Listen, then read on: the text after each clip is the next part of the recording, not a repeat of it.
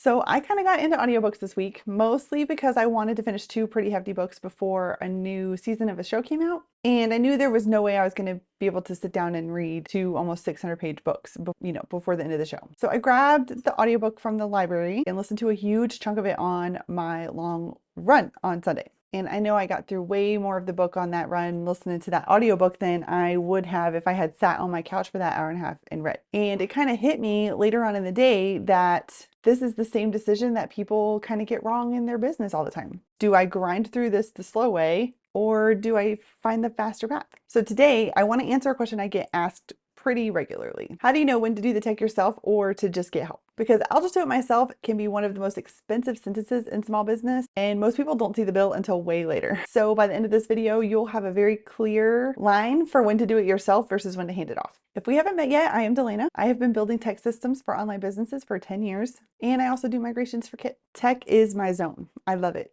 I've been on a computer almost since I was born. So my whole job is to help people figure out what is worth their time and what isn't, and to help them work through the things that might be holding back their tech setup. So here's one thing I want you to do the moment this video ends. Take the tasks that you've been avoiding and ask one question. Is this in my zone, or am I only doing it because it feels free? If you're learning a whole skill that has nothing to do with your actual zone of genius and what you help people with, just to avoid hiring somebody, it's not actually free. You are paying with the time that you could have spent helping your clients and customers, or being more visible and finding new clients and customers. And I don't want you to do that anymore. I want you to know when's the time to draw the line. Let's talk about the trap first, because it's sneaky. It's really easy to think, I can just do this myself. I don't need to pay somebody for that. And sometimes that's true. Sometimes that's true. But what's really easy to miss is that the time you spend learning something that's outside of your zone of genius and outside of what you actually do is time taken away from the stuff that only you can do. So serving your customers better, serving your clients better, marketing, being visible,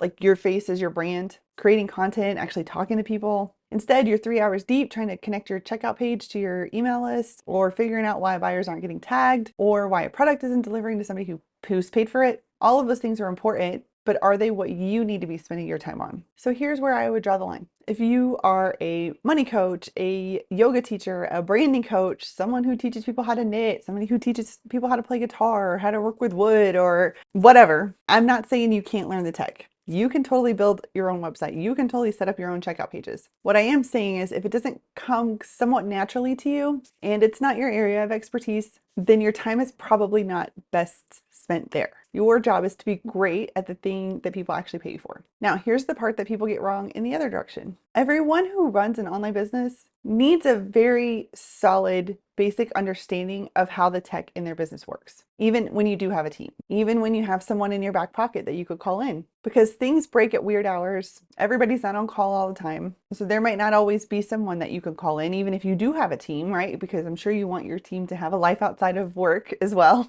So you need to be able to look at it and kind of see what's going on and tell whether or not it's a quick fix or something that might need someone with a little more experience. And really, that's the difference between calm and panic when something goes down at like 9 p.m. in the middle of a launch.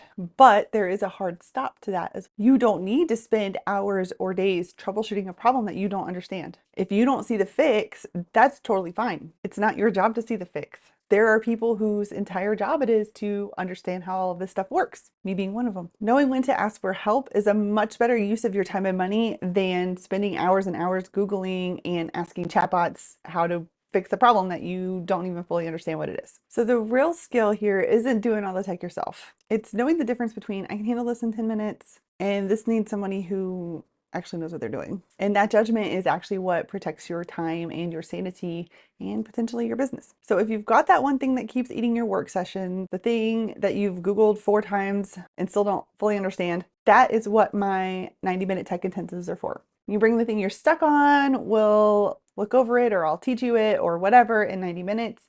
Plus you get 30 days of email follow-up support so that it stays fixed, or if you have any additional questions, we can go over them. And then you can go get back to what you actually need to be doing. If you're not sure what that thing even is yet, you can start with the after hours tech audit. It's totally free. Both options are linked below in the description. The one thing that I want you to remember from this video today is that doing it yourself is only free if it's actually in your zone of genius and you know what's going on. Everywhere else, your time is the real cost here. Time is expensive. So learn enough and know enough about your business tech to know how to look at it and to know when to hand it off. All right, that's it for today.